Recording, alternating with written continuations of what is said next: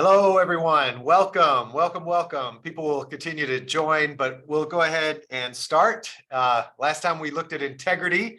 Tonight, we're going to discover something new about authenticity. And so in the honoring of all that, we'll start on time. I'm Dylan Stafford.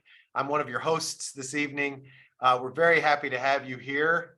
Last time we had people from all across America and all across the world. We had some folks from Mumbai with our Master of Financial Engineering program. A couple other people from abroad, so people will continue to log in. Let me share screen and get started here.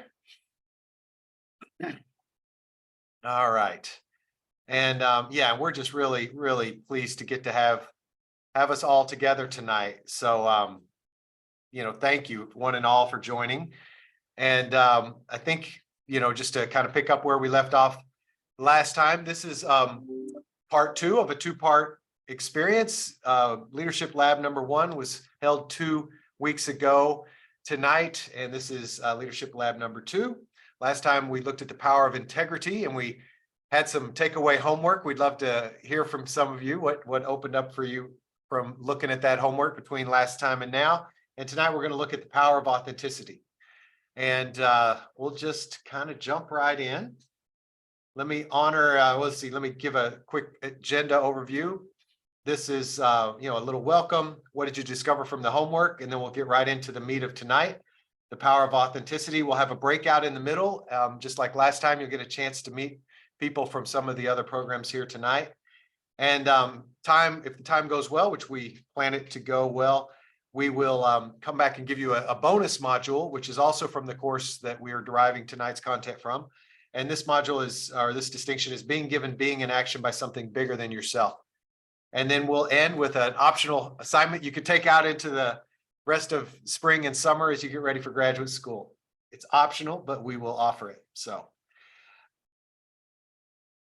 a welcome from across UCLA. Some of our committee members are here tonight. Let me just name everybody, and then we'll all offer a chance to say hello. Elisa, Anna, Shanna, Liz, Julianne, Oliver, Shannon, Steve, and myself. We represent 10 programs, actually an 11th program. We have our UCLA Executive MBA with NUS is also represented.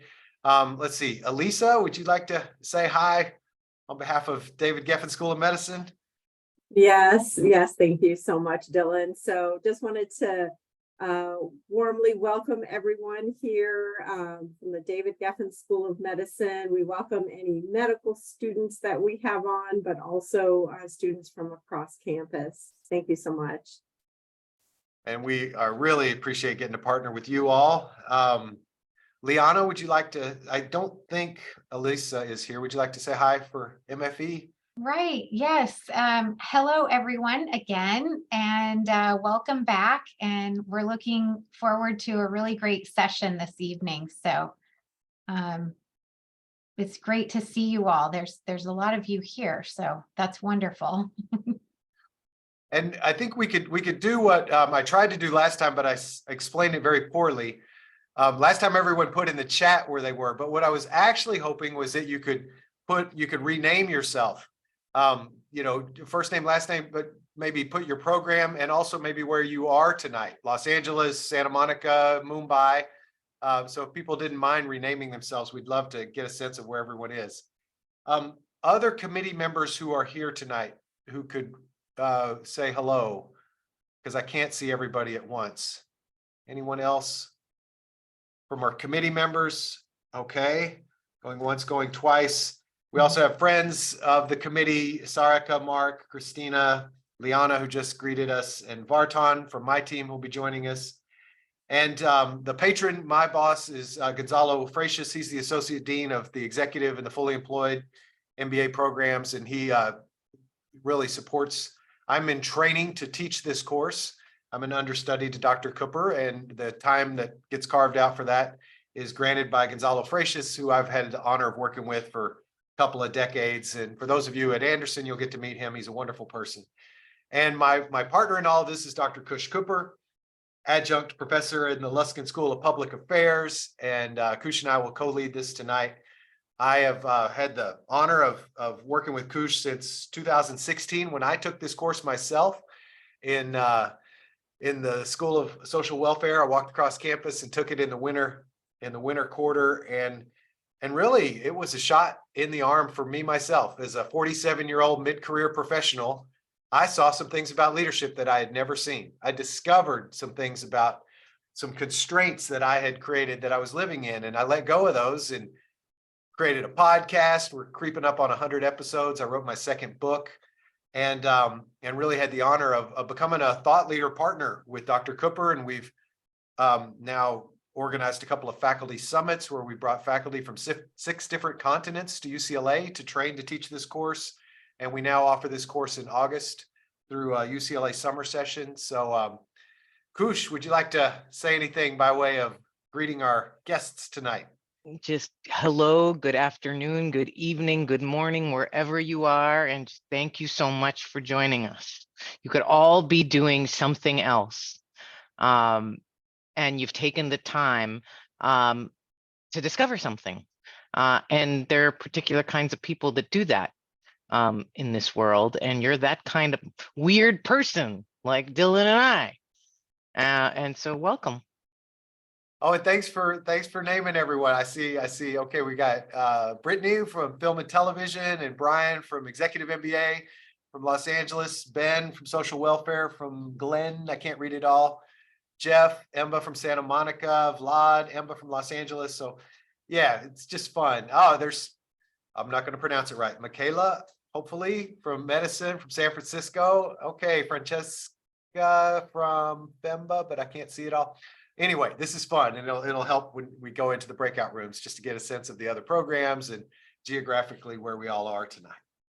All right, so moving directly ahead. So the material that we will give you tonight is from a full graduate level course here at UCLA, Social Welfare 270, Being a Leader in the Effective Exercise of Leadership, an ontological phenomenological model. How about that? With inflation, those are $50 words, right? Not 50-cent words. We have to raise it for the current price of things. So just a quick word, ontological, phenomenological. How many of you, by show of hands, just physically, I can see about 20 of you, ever heard those words before? Or those kind of new words? Yeah, not so many hands. Well, quickly, like epistemology is the study of knowledge, right? Usually we come to a course with the person in front of the room has expertise, mastery, and knowledge. We, the students, want to gain that expertise, mastery, and knowledge is transferred. And someone with more knowledge gives that knowledge to us, and we become more knowledgeful, right? And that's a beautiful, wonderful thing. And you can't drive a car without knowledge. You can't conduct a medical procedure without knowledge. You can't balance a spreadsheet without knowledge. So knowledge is super valuable, and a place like UCLA is one of the best in the world to deliver cutting edge knowledge. And there are lots of ways to expand and grow in life. Ontology is a parallel but different conversation about being, right? How many of you have a dog or a cat or a fish or a hamster? Yeah, you know, we have dogs and cats and fish and hamsters. We don't have dog beings and fish beings and cat beings. We just have dogs and cats and fish. When we refer to our species, we have that second descriptor comes after human being, right? So ontology is the study of being, right? Sometimes you notice that, like, you can tell your boyfriend, your girlfriend, your husband, wife, your mom, your dad, like you know they're mad. They haven't even said anything yet, right? You're just like, ooh, we're not going to talk tonight. We're just going to give them their space, right? Because who their being is, ooh, right? So we're always being. We're never not being. And this course looks at leadership from the perspective of who are we being. So that's the ontology. And phenomenology is the method that we use to access who we're being. And phenomenology is the study of phenomena.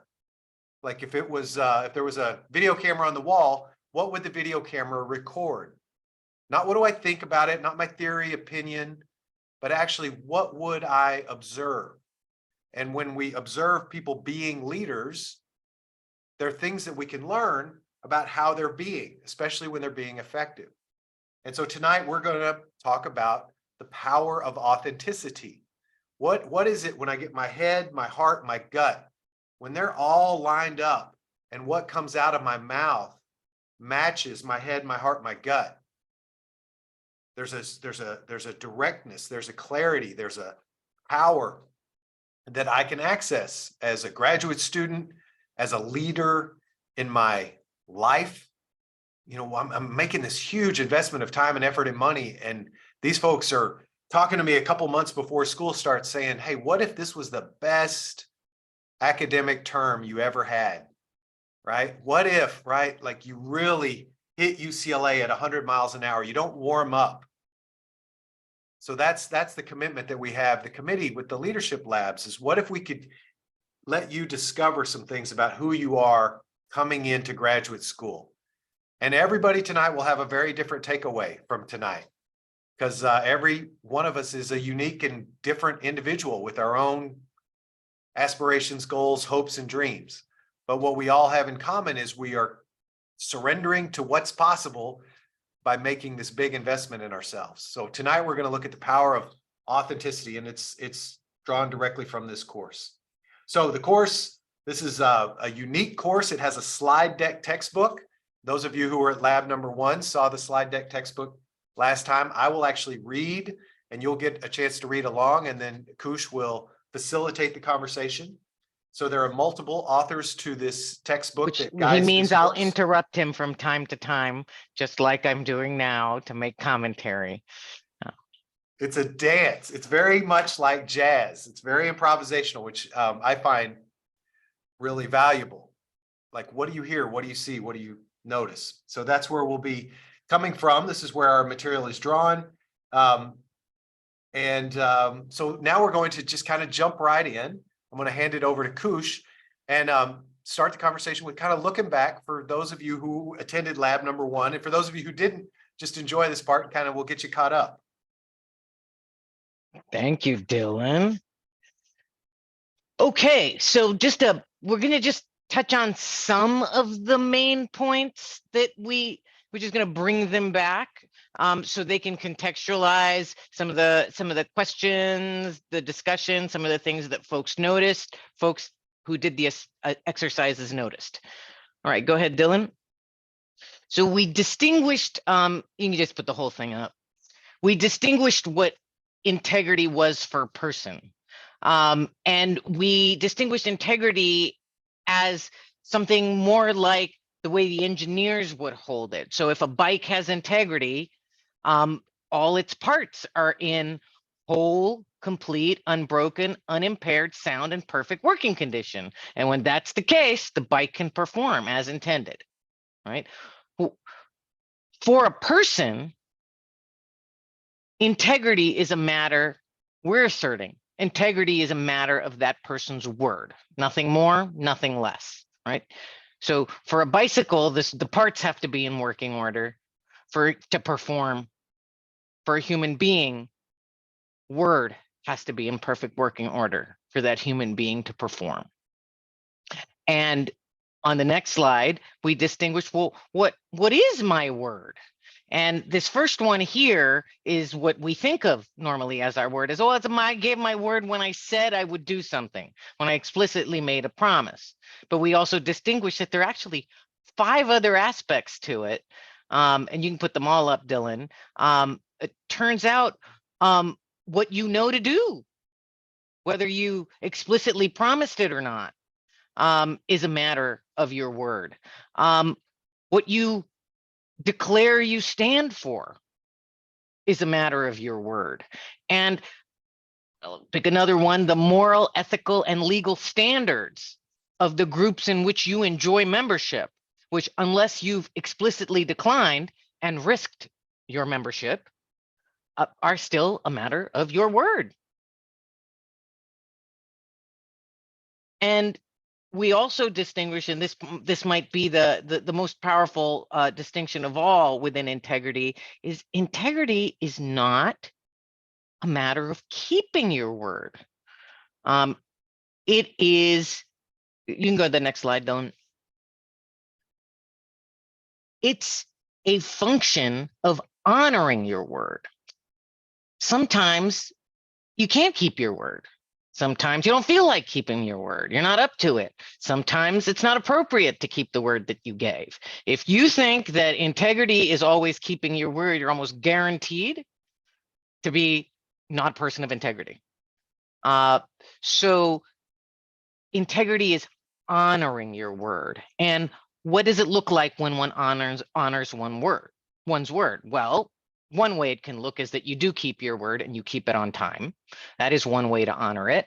But when you're not going to be keeping your word, just as soon as you become aware, not when you get caught, but just as soon as you become aware that you will not be keeping your word, including not keeping your word on time, saying to everyone impacted these three things: that you're not going to be keeping your word,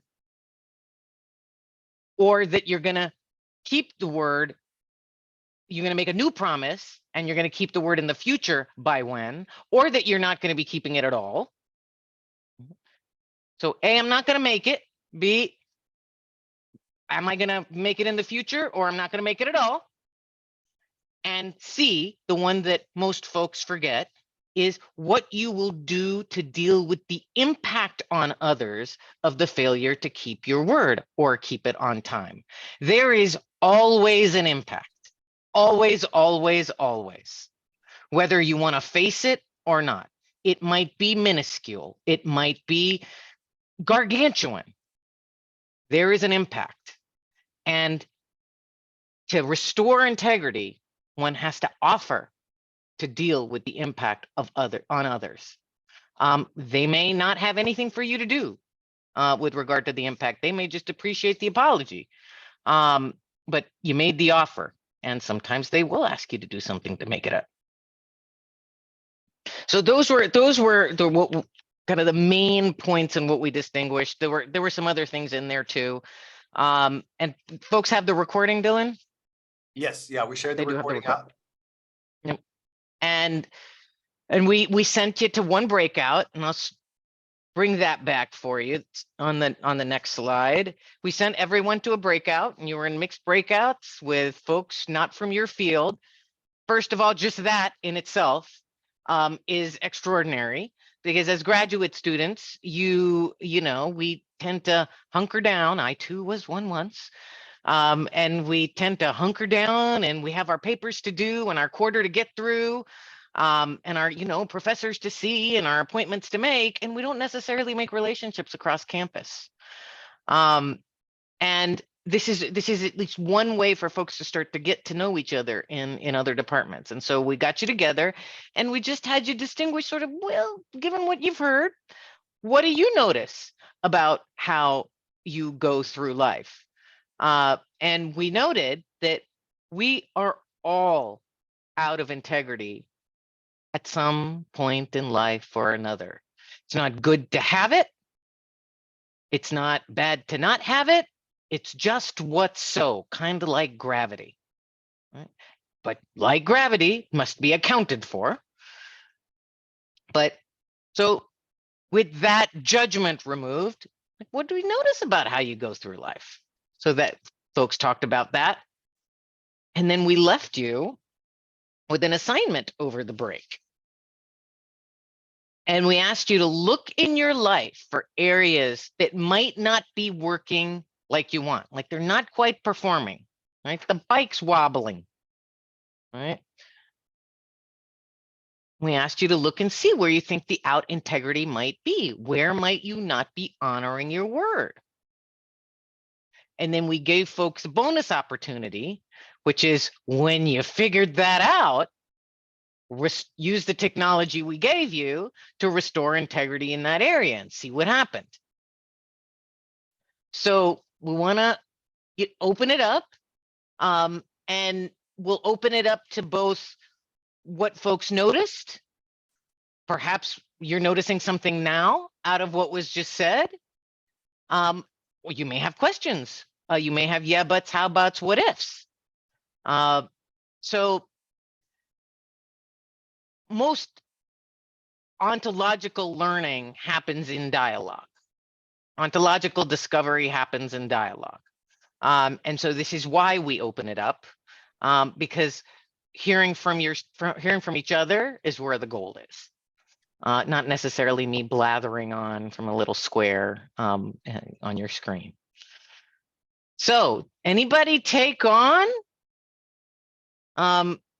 at least the looking to see in life, what thing that not quite working?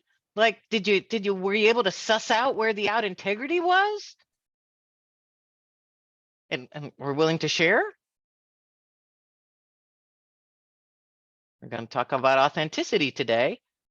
Oh, we have a raised hand. Hey, social welfare's in the house. I have a slight bias. Oh, well, Welcome, David. hey, how are you? I'm well, thank you.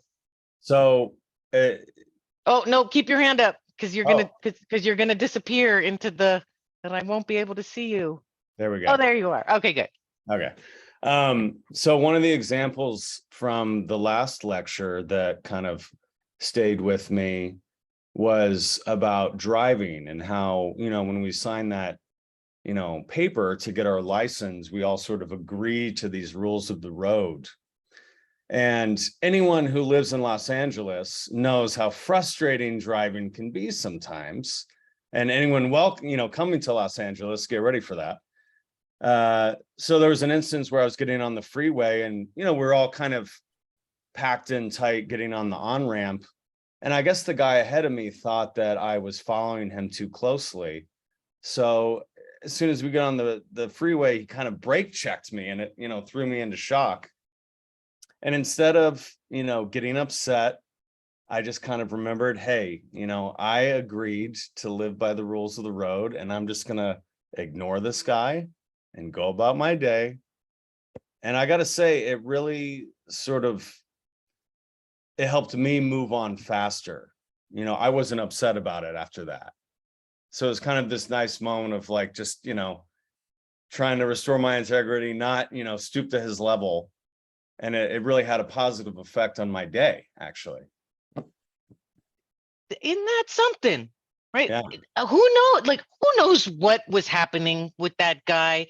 Who even knows if that was a brake check or like if he dropped his power bar and like had to, right? Like we don't know, right? Yeah, you never know what's going on with people, where they're at in life. You kind of just have to, Yeah, but there's a reaction, right? But what you saw, what David is distinguishing for us is this distinction. What we say is that integrity is privately optimal, right? David, I mean, I know given the program he's in, David is likely up to making a big difference in some pretty thorny problems in our society, right? He's gonna need all the juice he can get because that going's gonna get tough, right? And he just saved himself the tip of his finger, right? And like we say, like, oh, every little, it's like losing a bit of your finger every time you don't honor your word, right? That juice is gonna make a difference later. It made a difference in his day already. Thank you, David. I couldn't have distinguished it any better. Thank you. Who else? Who else? What did you notice? Trish. Hi. Hi. Hello. So I am responsible for about 75 folks who work in a maintenance type environment. About half of those folks physically they are physically located physically away from our leadership team. When I took my role, which was very, very recent, I found because they were isolated, they were alone, there was a very huge cultural issue, particularly with certain demographics of a certain age, a certain race, a certain gender that have been around for quite a while and didn't really get along with the newer craft that we hired in. So as a result, I did end up having to separate some folks. And what I ended up doing, and this is just a few months ago, I sat down with every single person and said, these are my expectations of you. And these are the expectations of that we want you to expect from our leadership team. And I thought we were good. Turned out wasn't the case. And I started receiving just these particularly very deep emails from that group saying, hey, you said you were going to be here and we're glad that you took care of some of these bigger issues, but we still want you around, as in they wanted a bigger presence for us. And some of the things that they had noticed is that they would write up issues about certain pieces of equipment and then crickets on their end, even though we were actively working on some of these maintenance issues. So right now, I gathered my leadership team to basically figure out a way like, hey, they all clock in at this particular area. Let's put up a TV screen. Let's show them the current active work orders, what the status is, so they don't feel like they're just writing things into the ether and they're not being paid attention to. And I've had to make a move to my executive leadership team to tell them I need more frontline leadership support, because this isn't happening. Yes, we're getting the work done. Yes, now we're getting that's a little bit better, but what they really crave, what they really need is a presence. And I can't just step away from my office like every hour and go hoof it, a 20-minute walk to the place that they're located. And I have a very slim, limited frontline leadership crew. So it has spurred this discussion where now my executive team has realized that in order for me to honor my word that I was going to be around, that they should be comfortable coming to us, they need to know that their leadership team is physically there. And so those are the things I'm trying to pick apart right now. Yeah, but you sussed out there was something expected of Trish, Yeah. right? That Yeah. wasn't even explicit, right? Right. But that's a matter of her, doesn't matter. It's a matter of her word. It was expected that she would be there. Yeah.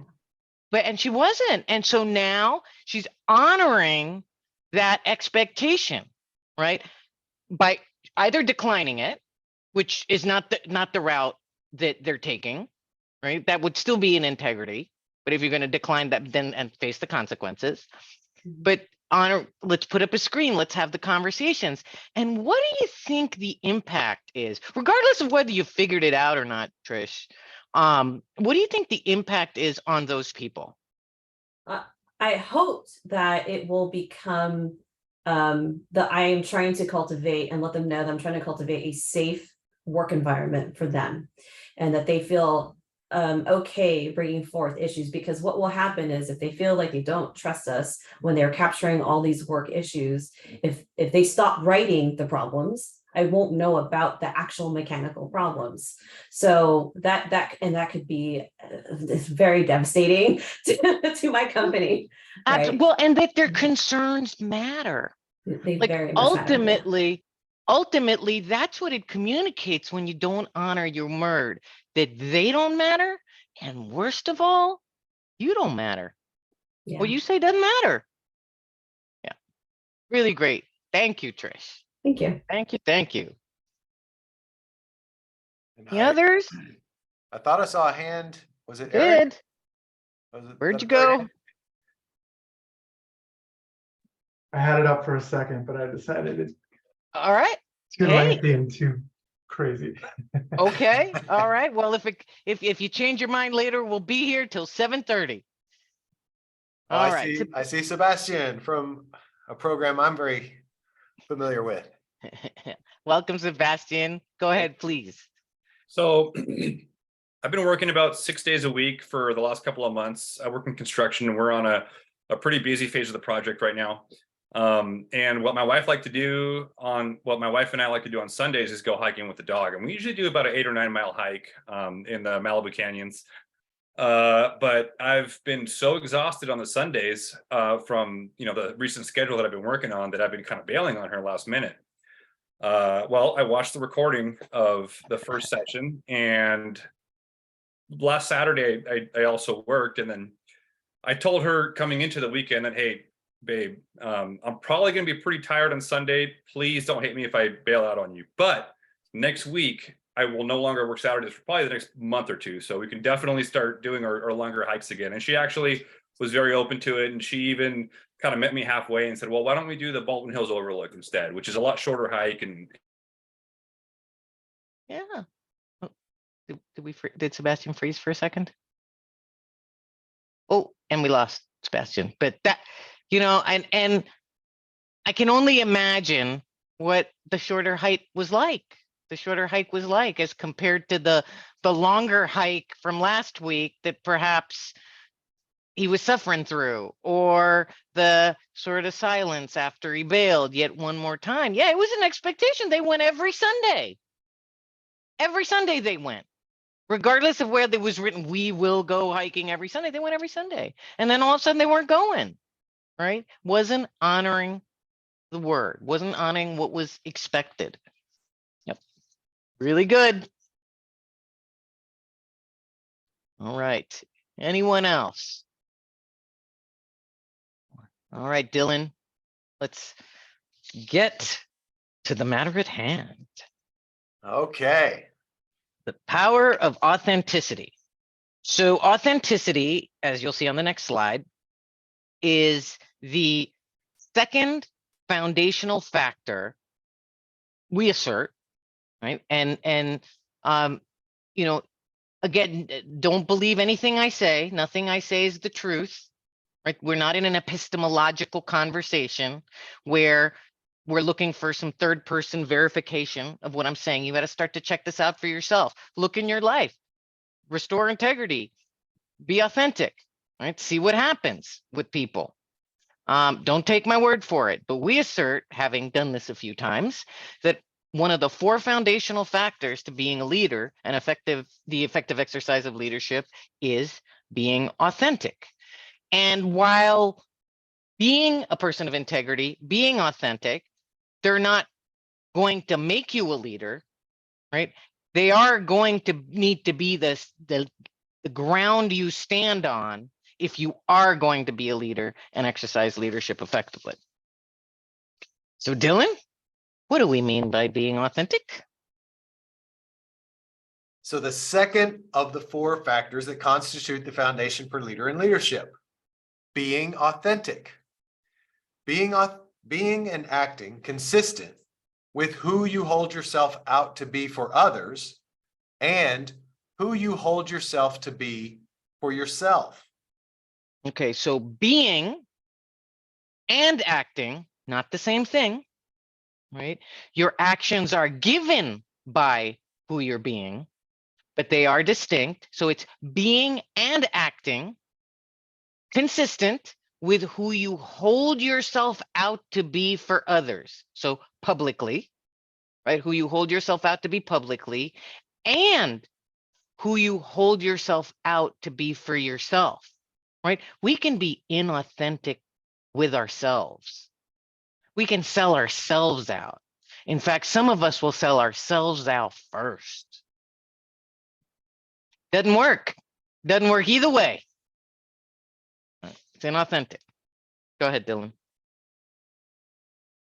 A word about values and why in this course we care about authenticity. This course is about being a leader and exercising leadership effectively. It is not about what is good or bad or right or wrong, and it is not a discussion of ethics or morality. That is to say, it is not an examination of anything normative. Okay, and when you hear this course, know that these are out of the slide deck textbook, just switch out to this session. Okay, and this matter of nothing normative. So normative is there's good and bad, there's the continuum, right? Something has a norm, right? There's an evaluation, there's a judgment. Positive means it just is. Like we posit something, it just is. Like gravity, it's not good. Gravity's not good. Gravity's not bad. It just is. It has an impact. Same thing with integrity and same thing with authenticity. You're not a good person if you're authentic.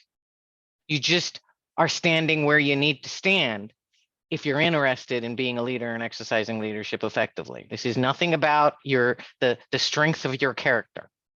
There's no medal. Go ahead, Dylan. We are not concerned in this course with authenticity being right or good, or with inauthenticity being wrong or bad. In this course, we are only concerned with the fact that being authentic is required for being a leader and being able to exercise leadership effectively. It is for that reason we deal with authenticity in this course on being a leader. What it means to be authentic. Being authentic is being and acting consistent with who you hold yourself out to be for others, including who you allow others to hold you to be, and who you hold yourself to be for yourself. Yeah. So even if you didn't explicitly hold yourself out to be a particular way, but that's what came across, it left people with something, right? That you've allowed them. So unless you explicitly disabuse them of that, right, then that's who they're holding you to be. And if you're not that, you're going to come across as inauthentic. Go ahead, Dylan. While this is fairly obvious, what is very much less obvious is the path to authenticity. The path to authenticity is being authentic about your inauthenticities. What? Like, wait, so I'm gonna be authentic when I tell people I'm inauthentic? Yes, that's what we're saying. Go ahead. You will remember that one of the conditions for realizing what we are promising you from your participation in this course is to be willing to discover and confront your inauthenticities and be willing to be authentic about your inauthenticities. So there's something here in this conversation about being natural, right? And what we're looking at is freeing you up to naturally take the most appropriate actions given the leadership situations that you find yourself in. As we start to distinguish our inauthenticities, again, you're gonna have to try it out. We gain access to being natural. And what has people being unnatural is when they're being inauthentic. Go ahead, Dylan. Are you being authentic? Most of us think of ourselves as being authentic. However, each of us in certain situations and each of us in certain ways is consistently inauthentic.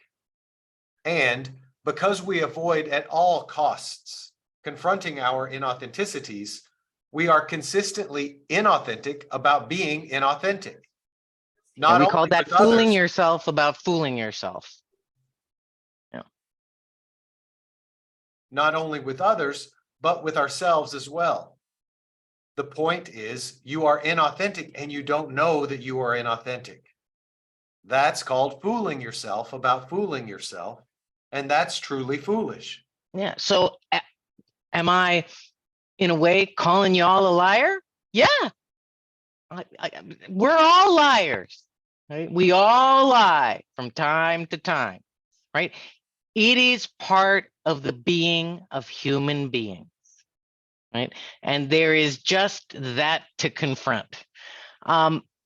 Pretending to be some way you are not actually being, that is hiding what you actually think or feeling is a common example of being inauthentic.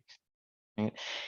It can be thought of as covering up what's actually going on with you, or covering up something that has happened or didn't happen in your life, or thought of as a facade or a face you put on. Okay, so all those things are part of being inauthentic. And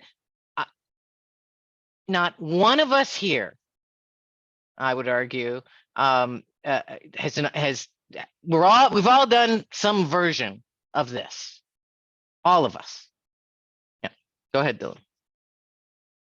On the subject of our inauthenticity, the late Harvard professor Chris Argyris, after 40 years of studying us human beings, said, "Put simply, people consistently act inconsistently, unaware of the contradiction between their espoused theory and their theory in use, between the way they think they are acting and the way they really act." Going. Examples of our inauthenticities. We all want to be admired. And almost none of us is willing to confront just how much we want to be admired and how readily we will fudge on being straightforward and completely honest in a situation where we perceive doing so threatens us with a loss of admiration. And admiration comes from the same thing, wanting to look good. We're going to start using the word, we want to look good. Right? We want to look good so folks will admire us. I want you to admire me right now.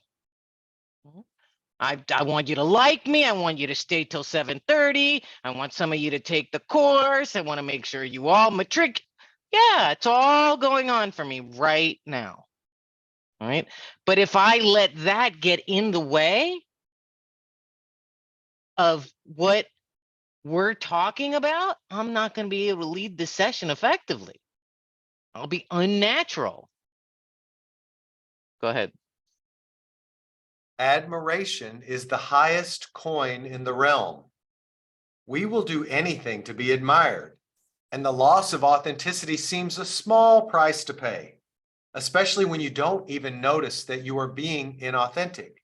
And even if you did, are unaware that being inauthentic costs you being whole and complete as a person. It costs you integrity. We've heard that before. We've heard the whole and complete as a person. So being inauthentic costs you integrity and therefore performance. And the way I recommend to be about this admiration business is just to forget about it. Right? It's going to come up. You just forget about it. Just serve people. Admiration isn't bad. It's just when it becomes like air to a bird or water to a fish, right? That's when it starts to get in the way. You're not gonna get rid of it. It is Khush. part of being human. Khush, Yep. I heard one this week. You know, you guys are getting ready for grad school. And, you know, we've heard this cliche, but I want to say it and I want you to listen with new ears. There is no such thing as a dumb question, right? Like, it's going to be hard sometimes to raise our hand in class with all these amazing, smart people from all over the world, because it's going to seem like they know it and I don't. But the only dumb question is the question I don't ask. Because once I ask it, I'm not uninformed anymore. Now I have the answer. But notice that, oh, but if I raise my hand, they're going to know that I'm the one who doesn't know. And where does that cost us our power in gaining our education? What if I'm free to raise my hand and actually ask the question that I really want the answer to? And as Khush said, along the way, I'm serving, because there's always 5 or 10 other people who had the same darn question. We're all criminals collaborating together in this looking good collusion. Yeah, thank you, Dylan. Yeah, and it's not like extraordinary people don't have a desire to be admired. Extraordinary leaders, they do. They've come to be masters of it. Right? Oh, there it is. There I go. Doing my looking good thing. Okay. Let me put it aside. Yeah. Keep going, Dylan. We also all want to be seen by our colleagues as being loyal, protesting that loyalty is a virtue, even in situations where the truth is that we are acting loyal solely to avoid the loss of admiration. And in such situations, how ready we are to sacrifice our authenticity to maintain the pretense of being loyal, when the truth is that we are being loyal only because we fear losing the admiration of our colleagues. Yeah. Loyalty includes not calling people on their nonsense, right? Letting it slip by. You don't call me on my stuff, I'm not going to call you on your stuff. If you're making a choice not to call someone on something, right? I mean, I work with teenagers a lot. And there are There are choices I make sometimes to not call somebody on something, but that should be out of a contribution to them, not because it's gonna affect my admiration. Yeah, folks are willing to, we notice, sacrifice their own values and standards in order to be seen as loyal. You have to ask yourself, what am I being loyal to right now? Am I being loyal to this person's bigness, to the possibility of who they are? Right? Or am I being loyal to my the admiration of me? Or am I being loyal to their smallness? Yeah. Go ahead, Dylan. In addition, most of us have a pathetic need for looking good, and almost none of us is willing to confront just how much we care about looking good, even to the extent of the silliness of pretending to have followed and understood something when we haven't.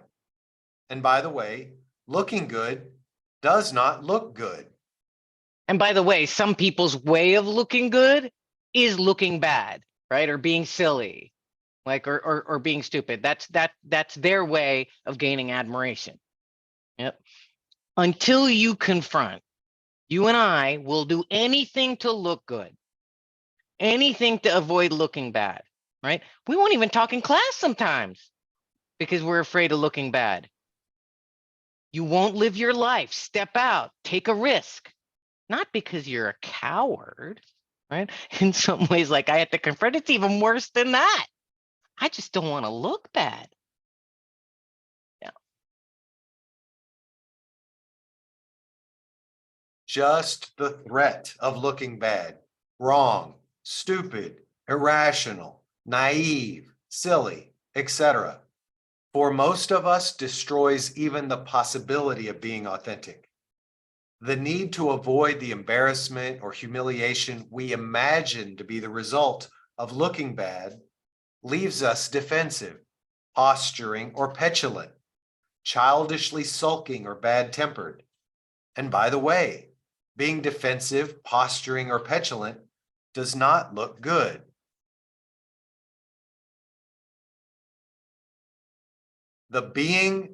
This being inauthentic about being wrong, etc., like any authenticity, costs us the power required to be a leader and to exercise leadership effectively.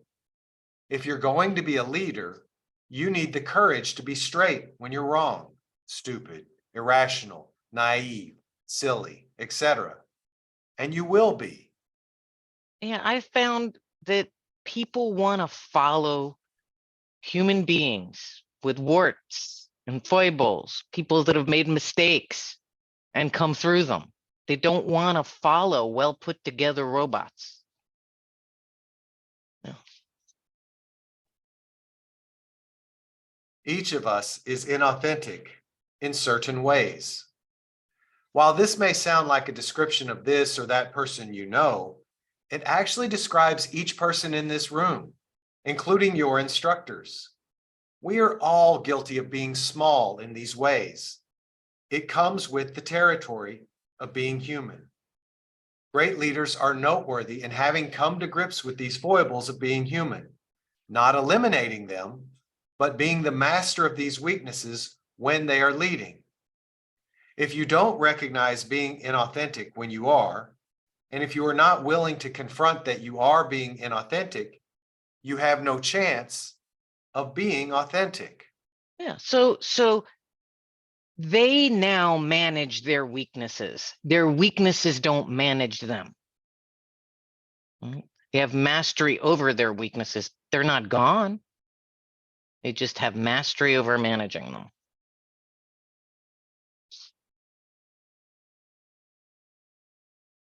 Quoting former Medtronic CEO and now Harvard Business School professor of leadership, Bill George. After years of studying leaders and their traits, I believe that leadership begins and ends with authenticity. Being authentic is critical to being a leader. Inauthenticity is one of the barriers to being a leader and to the effective exercise of leadership. However, attempting to be authentic on top of your inauthenticities is like putting cake frosting on cow dung, thinking that that will make the cow dung go down well. Yeah, or, to say it straight, putting, icing on cow shit. It's not gonna go, it's gonna taste like cow shit. Go ahead. In this course, in this lab tonight, you will have the opportunity to recognize your inauthenticities. While you won't like seeing them, by distinguishing these weaknesses in yourself, you will give yourself a powerful opportunity to be authentic about your inauthenticities, the pathway to authenticity. So it's good news, right? Like if you were starting to feel bad, like, oh boy, there's this thing and that thing, and I'm doing it right now. It's good news. That's what you need.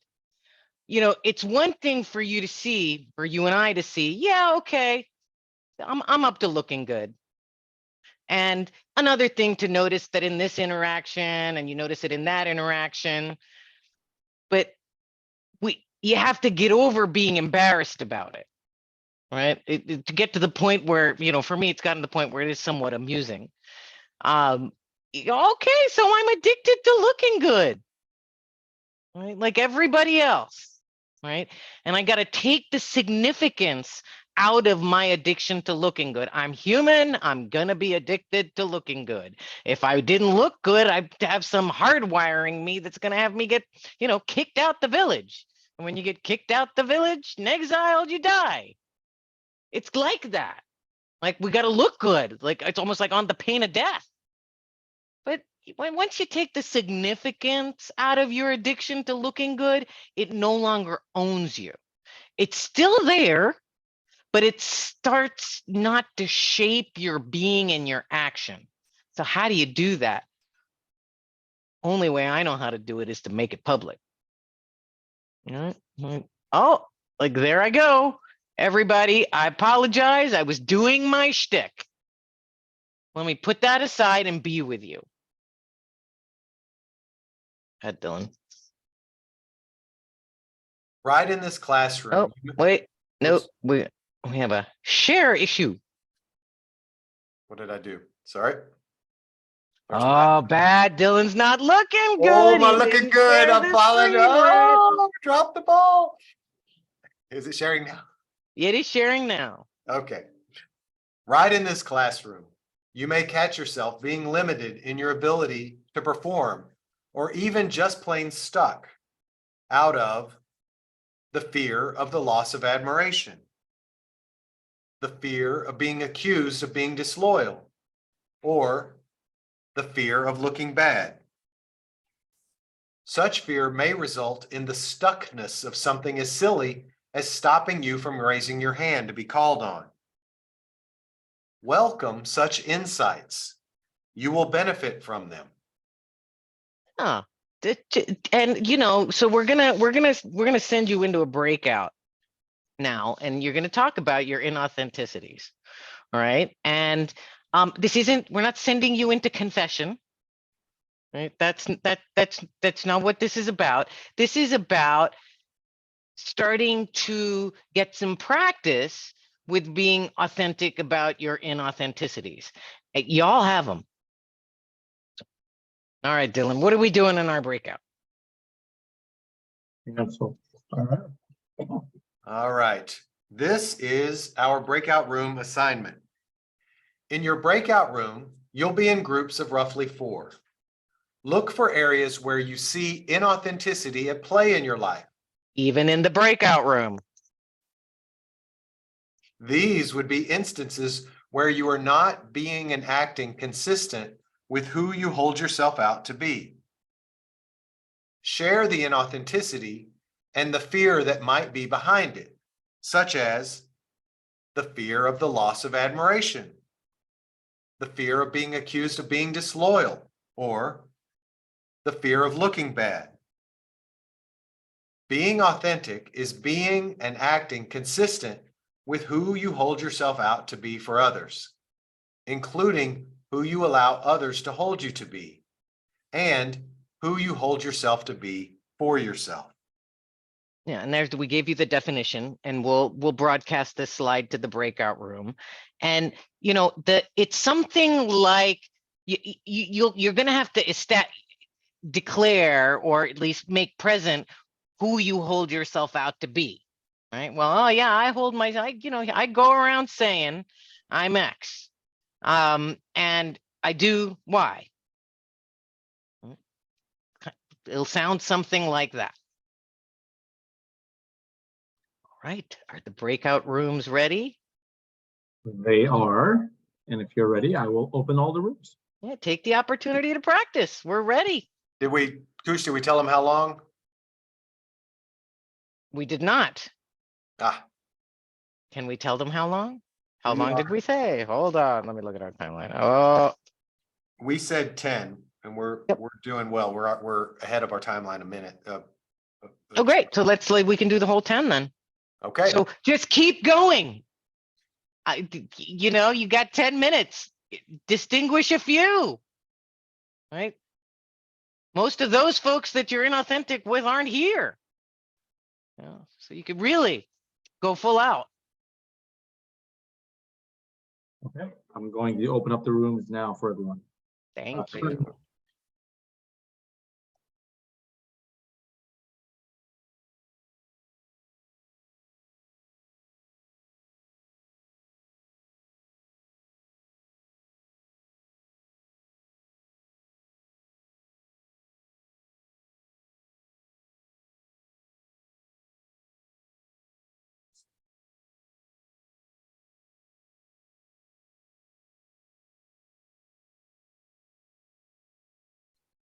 Welcome back.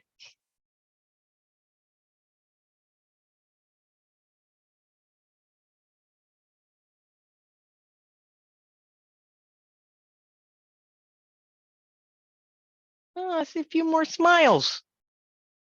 Not as serious as they were before they left.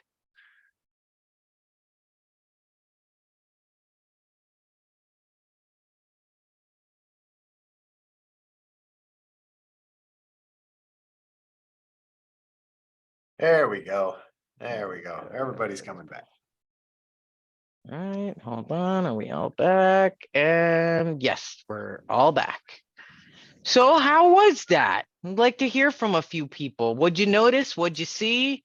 What were you left with? Any questions? Thank you, Genevieve.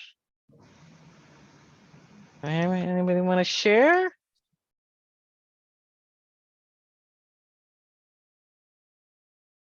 Yep. Max. Max. Hi, yeah, I can go.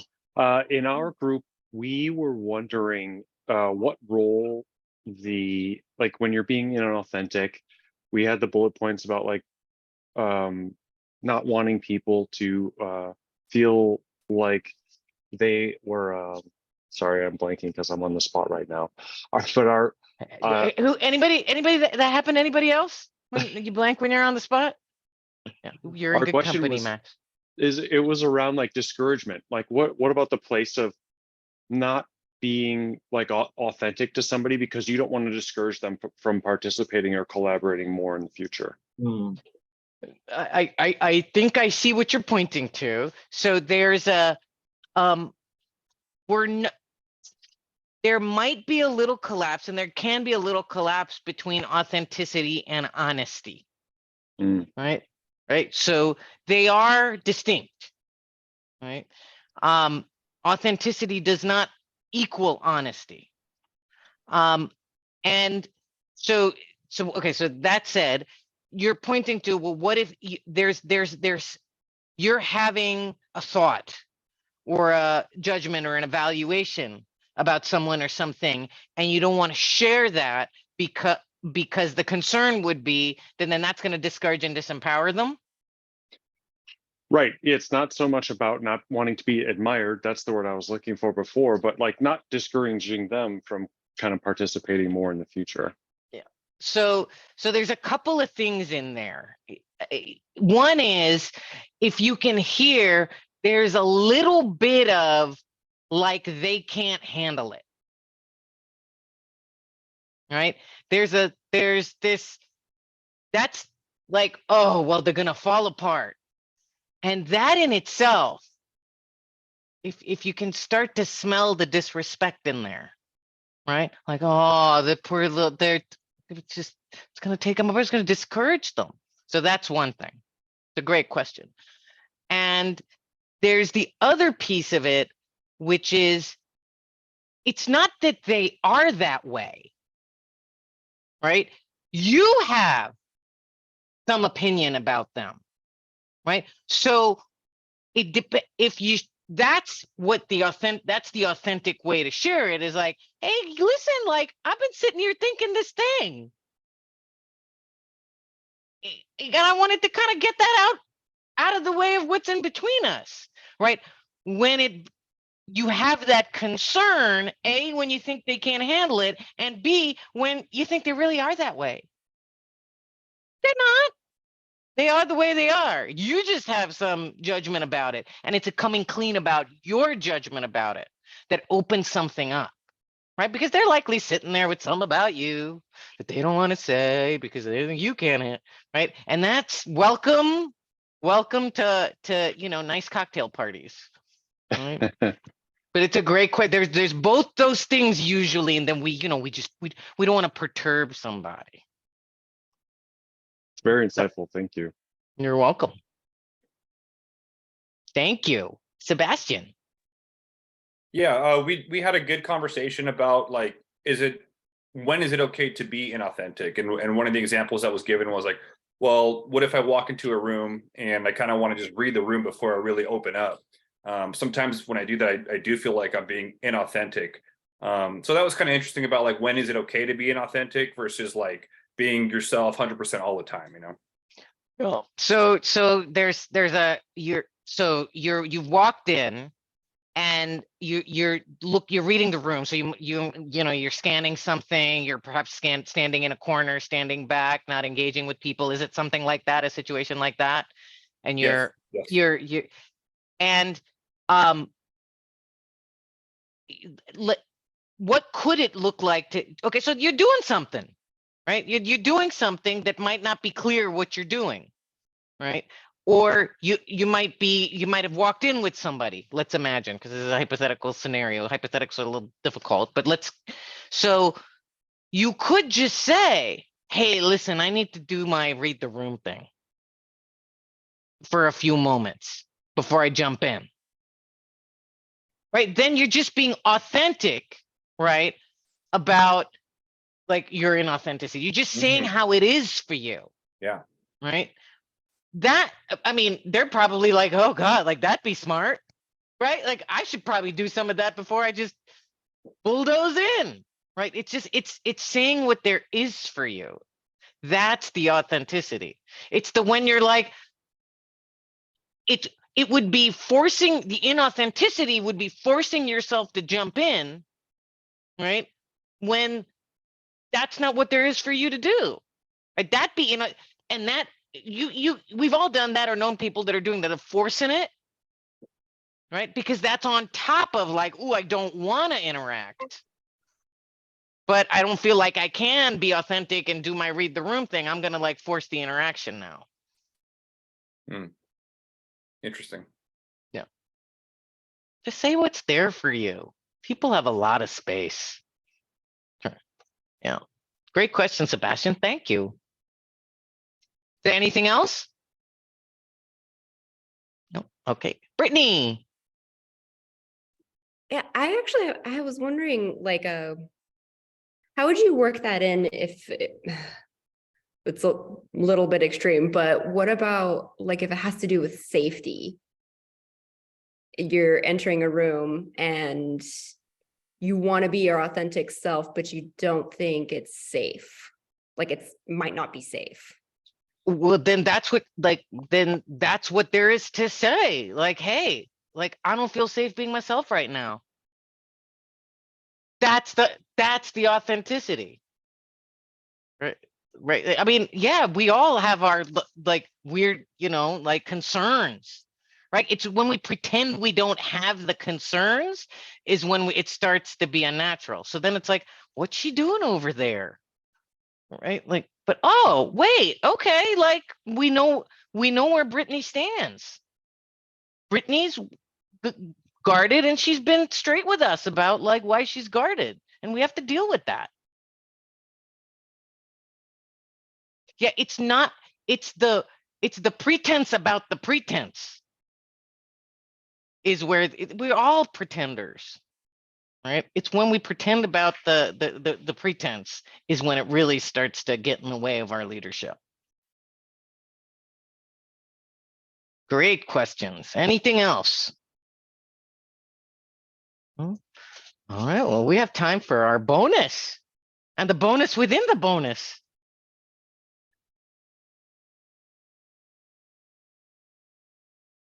Did I share it?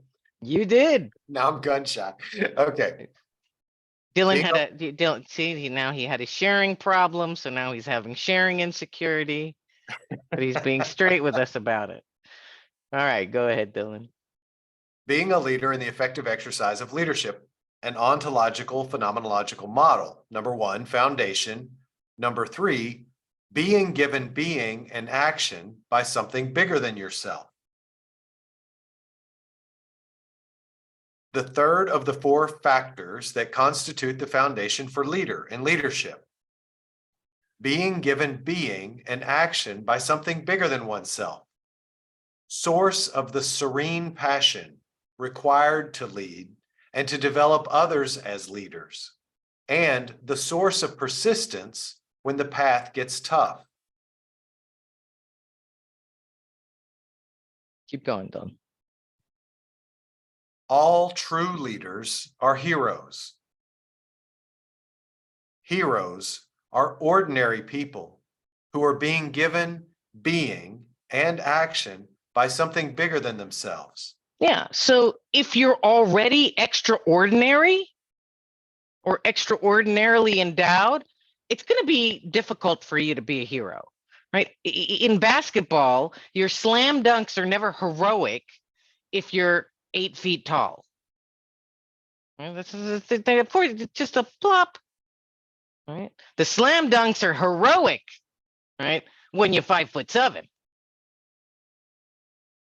Go ahead, Dylan. And so this is again good news. Hey, Does Yeah. does Go ahead. whatever your life is about, and whatever your career or schooling is about, and whatever your relations are about, need you to be bigger than the way you wound up being? Okay, so new distinction and a funny way of saying something, which there's a lot of those in the course. This is language for impact, not language for understanding, right? And so that's why some of this stuff reads weird, goes in a different door than you're used to it going in. So what is this bigger than the way you wound up being? Okay, so we're gonna do an exercise, get something to write with, and take the deep breath where this is an individual exercise. All right, so get something to write with, and just start writing down ways you are, right? And there can be the things you're proud of, things you're not proud of. You're not going to share this list, okay? So for me, like, I'm pretty hardworking and organized, and I am controlling. Okay, so that's what I would write down. So just make a list, 3 to 5 things of things you am.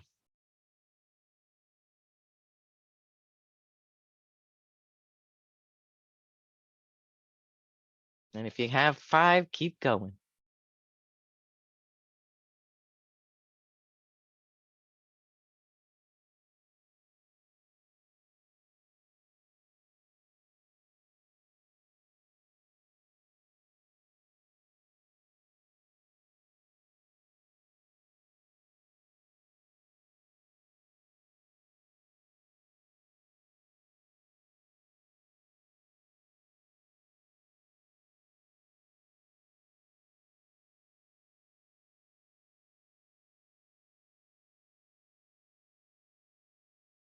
Okay, does anyone that not have at least 3? Raise your hand. I'll give you a little more time. Good. Be authentic. My wife in the background is raising her hand. Yeah, oh, I bet. If you don't know how you am, just ask the people who love you. That's They'll right. tell you. And they make a long list. Yep. Yeah, you know, the funny story, when we did the course in person, we would have a reception after, and this student brought their wife, right? And she pulled me over and said, "I don't know what you did, but thank you."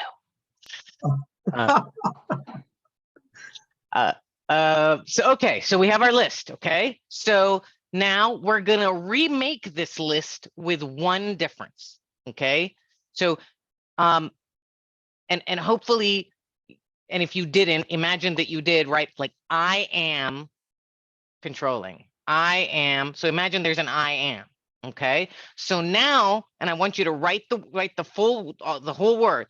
Instead of I am hardworking, I want you to make the same list again, but replace I am with I wound up being. Fill in the blank for all of them. So I wound up being blah, blah, blah. I wound up being blah, blah, blah. Go, write them down.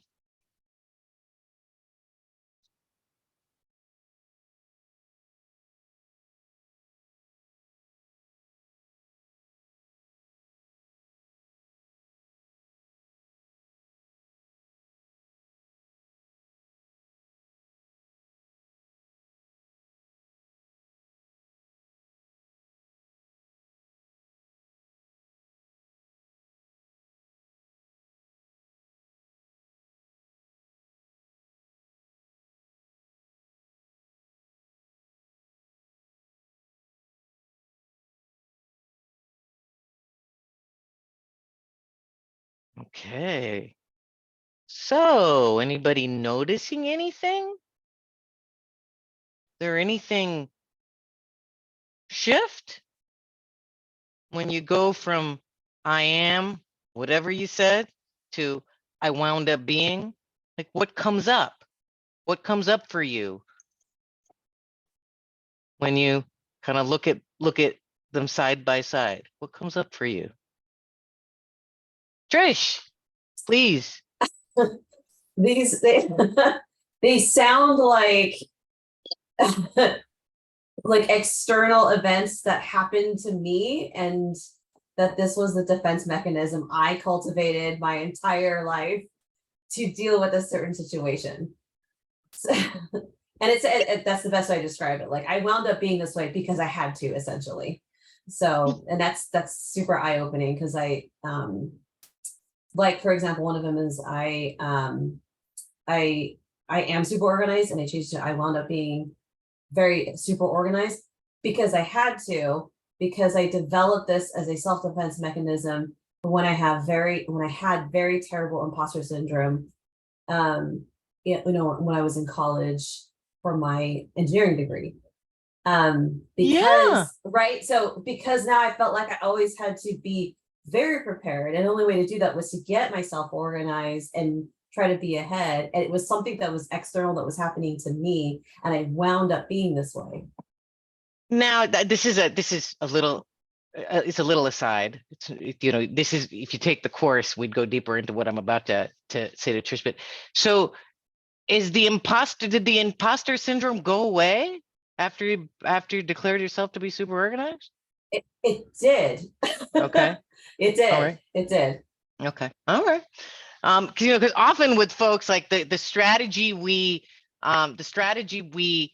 use that's a solution to a problem. And so, you know, just look, I'm not saying this is how, but the strategy we use just reinforces what the problem we're using it for, right? Like it oh, I'm gonna be like problem.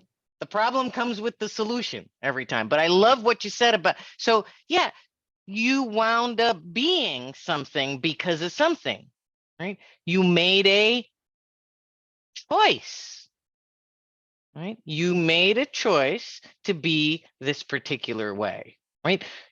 You're not this way, like it's not property of Trish, Right. right? Like, you just wound up being this way. Yeah, good. Good. I'm seeing some nods. I think anything else for anyone? Anybody else see something? There were some hands. Where'd they go? Vlad, Michaela. Yeah, we'll do Vlad and Michaela. Go ahead. Yeah, I just wanted to say that when I started reading it, I started thinking of when did I become like this? So very similar to what Trish was saying, but I was thinking, when did this actually start? And kind of trace it back from that point. Yeah. So it did start somewhere. It absolutely started somewhere, probably when you were very young and you made some choice, right? About who you didn't want to be like that person. You didn't want to be like that person, right? Oh, I'm never going to be, Johnny, because Johnny's funny. So I'm going to be smart. That's usually how it starts. Yeah. Michaela. Yeah, I also had the same reaction as Trish in that I realized that these were all like reactions to certain things. But then I think what came up for me is from one of them I wrote that I'm very particular and I always have been. Like I as far back as I could remember, like if my shoes weren't tied the same way on each foot, like I couldn't walk out the door essentially.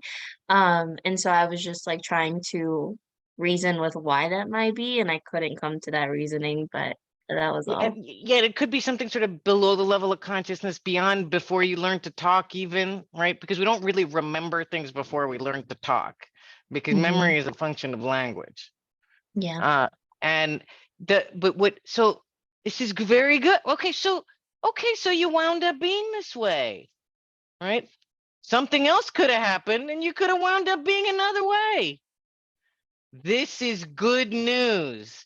You, turns out, are not a rock with immutable properties, right? Better news, neither are the people in your life, right? They are not. They wound up being that. Yeah. Anish. If I'm following correctly, what I'm also understanding here is that in some ways embracing all the parts of yourself and recognizing that's what makes you authentic, right? Being upfront and knowing that if this is a shortcoming, it's all a narrative in terms of, it doesn't have to be a shortcoming. This is who you are. It's a piece of you. Yes. Yes. I couldn't have said it any better. Yeah. Like, okay, so what? You wound up being X.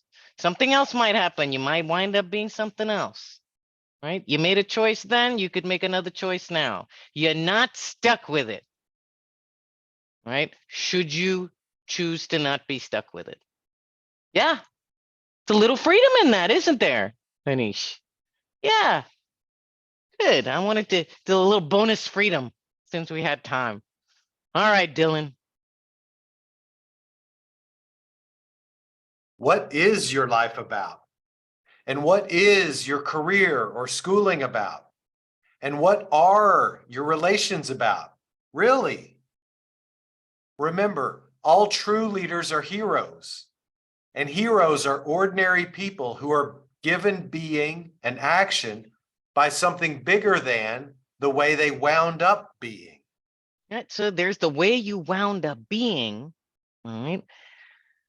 So what is something bigger? What is something bigger than the way you wound up being? Right? That's the inquiry we're now into, right? And you're gonna, hopefully something will like develop in the course of the next few slides. And the other thing is, just want to reemphasize, it's good news. You have to start out with being ordinary. Yay, right? Just the way we are and just the way we're not. That's where we get to start. Ordinary, little us. You and me. Good, Dylan. Are great leaders extraordinary people? We learn about great leaders after they have gotten there. And after they have gotten there, they appear to be extraordinary people. However, when the whole story is told, Every great leader was an ordinary person who was given being and action by something bigger than themselves. To assume that great leaders started out extraordinary is to demean what it took for them to go beyond who they wound up being. More importantly, it conceals your access to being an extraordinary leader. If you think you need to be extraordinary to be a leader, that gives you no access to being a leader. Yeah, they just wound up being, right? You could even say that they wound up being extraordinary people in certain situations, right? And they won't be extraordinary in others. Moment to moment to moment, situation to situation. Go ahead, Dylan. The leaders you admire and respect are ordinary people. What makes them worthy of admiration and respect is that their being and action is given by something bigger than themselves. And that is what makes them extraordinary. The question is, how do you create your life being about something bigger than yourself? Being a leader requires that you take a stand for something bigger than yourself. If you aspire to be a great leader, your life and your career or schooling and your relationships will have to be about something bigger than you, something bigger than your concerns for yourself, even bigger than the hopes, dreams, and grand ideas of the person you wound up being. And that surely includes something bigger than your dreams about your personal fame, position, authority, or money. If that is what is giving you being and action, you can forget about being a leader. Yeah, and don't get us wrong. Like, we're not saying that it's bad, right? To be for fame, position, authority, or money. We're just saying if that's what it's going to be about, access to leadership is going to be a tough road to hoe.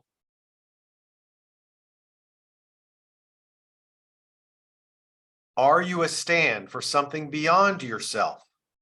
Something you are willing to give your life to? Without that, for you, there will be no chance of greatness. Yeah, and we don't mean like necessarily something, you're willing to die for, right? Although it could include that. Right? We mean is there something that you'd be able to give, like put all the chips in for, right? Like many folks can get, if you have children, right? You can kind of start to smell a thing that you'd be willing to give all the chips for, right? You're all the comforts and all the securities that you currently enjoy and experience. Like, what would be big enough? What transformation would be big enough that you'd give the life you know yourself to have? Go ahead, Dylan. Each person must choose for themselves. Each of us must make the choice to be a hero or not, to be a leader or not. That is, each of us must make the choice for ourselves about going beyond the way we wound up being, about having the purpose of our lives and our careers or schooling and our relationships be about something bigger than ourselves. Note, the people you are leading may well be committed to nothing more than their personal concerns, and you cannot be effective in leading them if you make that way of being wrong. When leading, you must start with the commitments of the people you are leading as they are, not the way you think they should be. Starting there, you can lead them to something greater. Each of us gets to, has the right to, choose what our lives and our careers or schooling and our relationships are going to be about, and While each choice has different consequences, no one choice is inherently more righteous than the other. The valley of the shadow of death. Oh, Dylan, I wanted to, sorry, I didn't say, so I wanted to say about that note, right? So there's an asymmetry there, right? You can't use you going beyond the way you wound up being as a way to look good and be admired and be better than others. Right? Right? That's a trap. You're now in looking good land. Right? That's what that note is about. Right? Don't try better than anybody because you figured out what your life is about. Go ahead. Ah, the valley of the shadow of death. I love the title of this slide. It's so ominous. The valley of the shadow of death. By the way, on their way to greatness, every great leader faces times of being so massively thwarted that they are left with a sense of hopelessness, a profound sense that they are inadequate for the task at hand. At these times, the world occurs as immovable, impossible, and they are left with nothing to give, nothing to draw on, no help, no way. And grad schools sometimes like that. You're gonna get your back up against the wall. Sometimes you're gonna want to quit. Why am I doing this to myself and my family? You too will have these times on your way to greatness. And by greatness, we don't mean like you're the shiny person at the front of the parade getting all the credit. That's not the greatness that we're talking about. We're talking about that difference, that big difference you want to make, the difference you're here on the planet to make. Go ahead. In these valley of the shadow of death times, when giving up or quitting seems to be the only viable option, in order to generate the being and action required to get yourself through these tough times, you will need to have in place something bigger than yourself and your circumstances. Don't wait until you find yourself in the valley of the shadow of death to get the purpose of your life and your career or schooling and your relationships to be about something bigger than yourself. That will be too late. Yeah, I mean, at least for sure, we don't recommend it, right? It's kind of like learning how the parachute works on the way down. It's dangerous. Now, some people do have crucible moments in life, right? It does happen where there's a huge accident or a just terrible atrocity that they've experienced where it shifts their view of life, right? And it gets them connected to illness, perhaps, where it gets them connected to the purpose of their life and their career and their schooling. But we're recommending don't wait. You don't need it's not necessary to actually have a crucible moment. Start looking now, right? Start looking now for when those times come. Because for many of you, they have come and they're going to come again, right? Life is going to life. Yeah. Go ahead. Access to being a hero, to being a leader. Remember, all true leaders are heroes, and heroes are ordinary people who are given being and action by something bigger than themselves.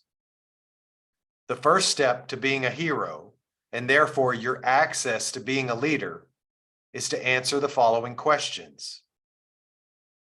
Are you satisfied with the effectiveness and power of your current level of being and action? Are you given being and action by something bigger than the way you wound up being? What is your life about? And what is your career or schooling or relationships currently about? That is, what is your purpose in life? And what is the purpose of your career or schooling or relationships?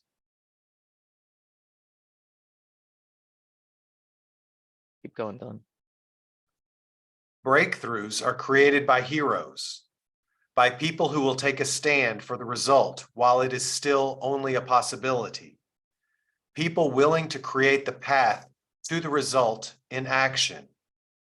They are willing to see and act on a possibility beyond what is predictable in the present, beyond what the circumstances and rationalizations based on the past would allow.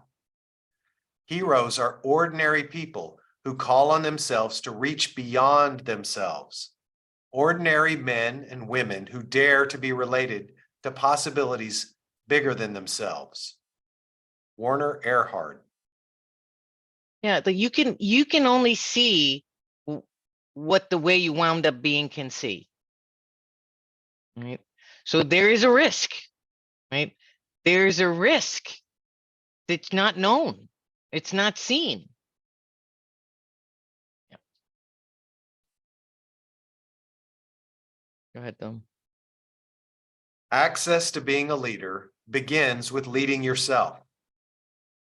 In order to create your life and your career or schooling and your relationships to be about something bigger than yourself, you will need to begin the process by being ruthlessly honest with yourself regarding what your life and your career or schooling and your relationships are currently about, really about.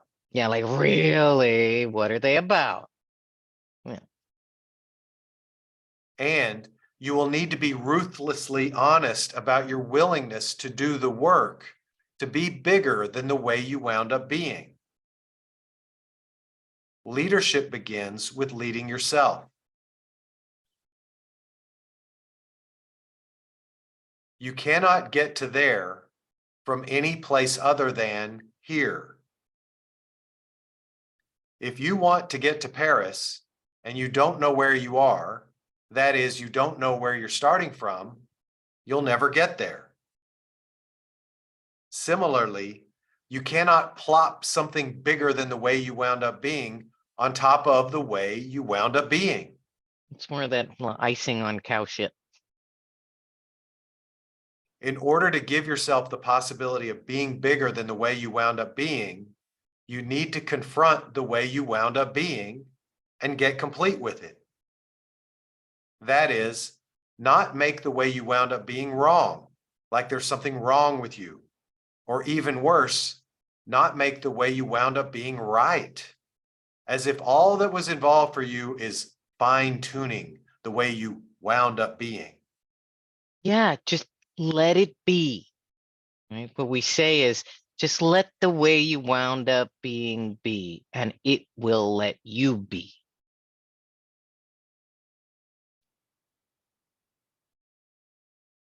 The point is, get yourself clear about the way you wound up being and do it without any evaluations or judgments about it. And don't kid yourself that this is going to be easy. Yeah, you are a judgment evaluation making machine. Right? That is our default. Like, oh, I like this. I don't like this. Oh, do I agree with this? Do I not agree with this? Oh, wait, no.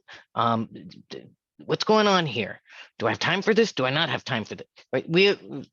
That's what's not going to be easy, is to just but it's possible to put it aside. Okay, you wound up being hardworking. You wound up being afraid to talk in crowds. You wound up being whatever you wound up being. Just let it be.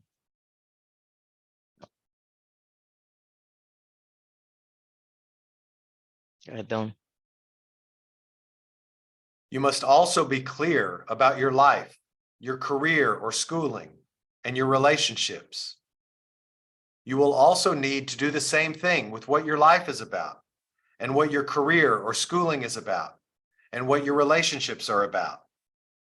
That is the purpose of your life, and the purpose of your career or schooling, and the purpose of your relationships. Just be honest with yourself about what your life and your career or schooling and your relationships are about. And do it without any evaluations or judgments about it. That is, without making it wrong or right in any way. Today, we will give you the opportunity to start the process of getting yourself clear about what your life and your career or schooling and your relationships are about, and the opportunity to get clear about the way you wound up being. Yeah, and today's, so, but it starts today, right? Or at least get clearer. You've got between now and when's orientation, Dylan? Well, it's different for every program. So yeah. But so. sometime around August or September, you got a few months, right? Start to wonder, what is all this about that's bigger than the way I wound up being? Bonus, share that with somebody that's going to be taking this journey with you. Yeah, you're not going to grad school by yourself. Your whole circle's going with you. They're going to sacrifice something too. Go ahead. Yeah. And putting those lifelines in place before you need them. Who is it? Is it your sister? Is it your brother? Is it your best friend from college? Is it your mother? Is it your father? Is it a mentor? Grad school at UCLA will push us all beyond looking good and I want to make money and I just want to win. And where do we turn? Can we ask for help before we need help? Hey, I really think I want to be a doctor. I think I want to spend the next 40 years helping people heal. And it's going to take me about 8 years to get there. Will you go on this journey with me? It's bigger than me. It's about underserved populations. It's about making America work for everyone. Tap into that now this summer so that you have access to that when it gets really real. Great. Your access is through what you stand for. Your access to being a leader is through creating your life and your career or schooling and your relationships to be about something that calls you forth, that for you calls forth being an action from you that would be unrecognizable to you as the person you wound up being. Throughout this course, you will be provided with opportunities to create for yourself, you standing for something bigger than your concerns for yourself, even bigger than the dreams and the grand ideas of the person you wound up being, and surely bigger than your dreams about fame, position, authority, or money. That is something that calls forth from you the being and action of a leader. And we are in the, we do want you to hear with this slide a couple of things, right? It's what you stand for. Or I think it was number 4. Is it number 4? Hold on, see, I'm memorizing my list. It's an aspect of your word, what you stand for. Number 5. What are you willing to give your word to is what you stand for. There's power. There's power in that. Not power like domination, but power like achieving results with velocity, power. Right? So there's one thing. What do you stand for? Right?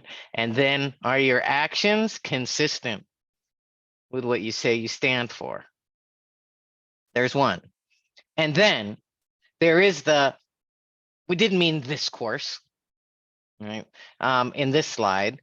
And so this year, next year, the year after that, right? I'm probably going to be teaching this course till they put me in the ground. Well, no, actually, they're going to burn me. And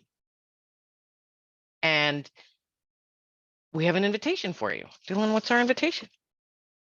Oh, our invitation is, oh, look, we have a course. Yeah. Bonus extra graduate study at UCLA, imagine. Yeah. So we actually will be teaching this course in summer session this summer.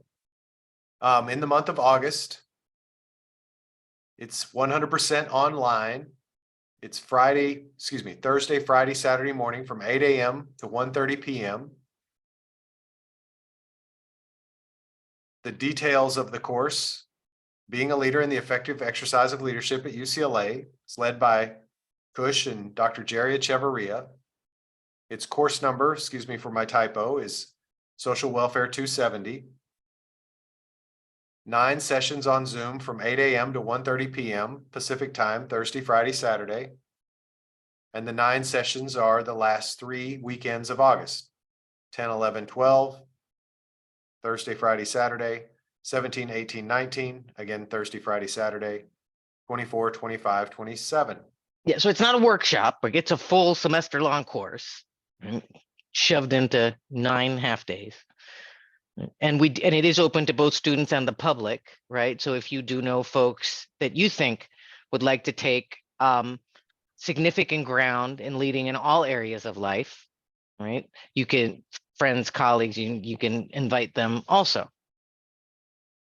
And for them, the cost would be $1,900, the in summer case session. you're curious. Yeah. And we also have 3 pre-course calls. Actually, I'm gonna go ahead and put them in the chat. And folks can copy them. Hang on, Dylan, let me go get those. And I am a resource for anybody who would like further information. I will send a link tomorrow to everybody who attended tonight and registered with the recording of tonight. And if you have any further questions about that at all, I can guide you forward to participating in the course. Where did my chat go? Oh, there it is. There you go. I received a question, what's the cost for us? For example, in my program, in the fully employed MBA program, Oh, whoops. students would pay the normal tuition. We had about 15 FEMBAs take the class last summer, and they paid the same price as any other Anderson 4-unit elective. So you'd pay whatever your department has you pay for a 4-unit elective. All right. That ends the scheduled part of our entertainment programming today. And we do have a question. I'll open, we have 7 minutes, so I'm open to anything and everything. We have a question in the chat from Harsh. Hey, Harsh. Is there something you'd suggest for one to get more clarity about what they'd want from life themselves so they can work on it? For now, dwell in the question. That's going to be more valuable than coming to an answer, like particularly as you embark on this chapter of your life. So that's one thing, is just, and there's the, what would I be willing to give all this up for? What would it be? What would I be willing to say, you know what? I put this all aside for that. For me, I would put it all aside, right? For however many students matriculate at UCLA to leave being leaders. I would. In fact, I didn't need another gig. My consulting practice is feeding my children, is doing just fine. I didn't need to be an adjunct professor, right? Hey, it's a pain in the rear sometimes. Got to drive all the way to campus. You got to read applications, right? Got to go to committee meetings. Yeah, but I'm failing at what I want to see happen for children and families in this world. turned on the TV lately? I'm failing, right? My money's on you. So I did give it up. They're out there right now. They want to be with me, right? I'm giving that up for this. Yeah. Great question. Other questions, thoughts, anything you'd like to leave us with?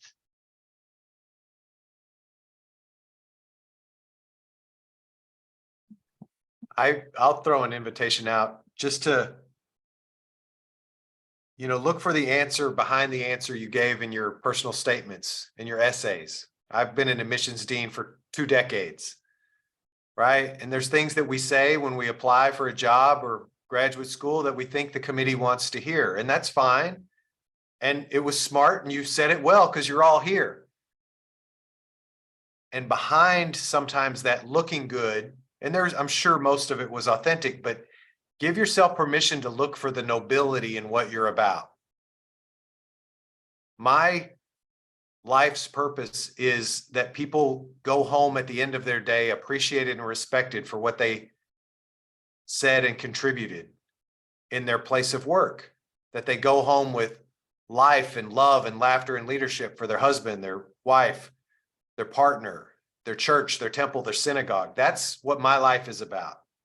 I work at a management school where we create managers and leaders who create organizations that are like what was talked about earlier from our friend Trish, with a 75-person team, right?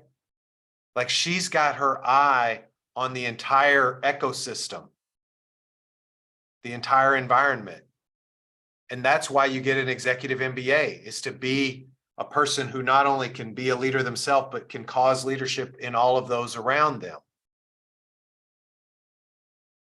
So for all of us, theater, film, and television, we're going to make stories that let people look higher. How precious are the stories that we dwell in? Obviously, for social welfare, we're going to intervene with families that are broken. And we're going to make a difference such that they can heal and come together in medicine and nursing. We have 11 different graduate programs represented here tonight. But it's your expression. What's integrity for you in going to grad school? What's authentic for you? Your head, your heart, your gut. What comes out of your mouth aligned. And tell your loved ones, build your support network before you need your support network. Mom, I'm really going to be a medical doctor someday. I can't believe it. I worked so hard to get those grades to earn my seat. And now I really get to go take those classes. And everybody's going to be as smart as me, if not smarter. Will you help me get through this?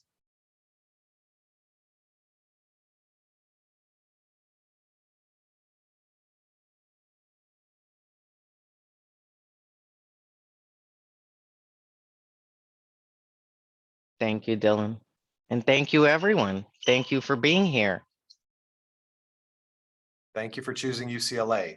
Thank you for entrusting us to be partners in you creating the future, the biggest, bestest version of the future you that you could possibly create.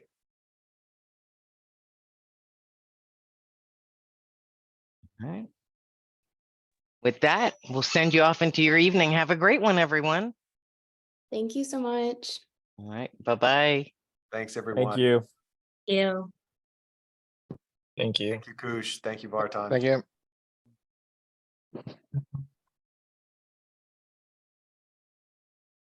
All right, sir.